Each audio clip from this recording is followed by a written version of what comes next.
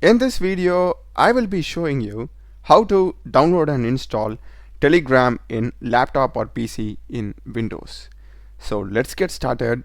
First thing, just Google Telegram. We'll be having the official link from telegram.org. Click it. To the top, we'll be having apps. Select it. Here we'll be having apps for mobile and desktop. And under desktop apps, we are having Telegram for Windows, Mac and Linux. Click it and we'll be having the download link for Windows. Select this. The download will be getting started. It is around 48 MB in size, so just be patient. Once the download is complete, just open it and we need to select the language. Just choose this from the drop down. I'll go with English. Click on OK. And this is going to be the default location where Telegram will be installed.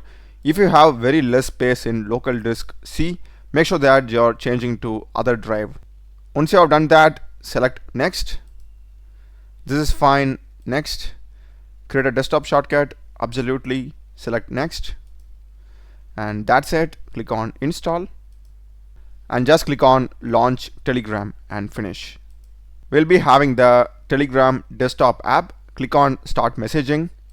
Either you can scan from your Telegram mobile app or you can simply log in using your phone number.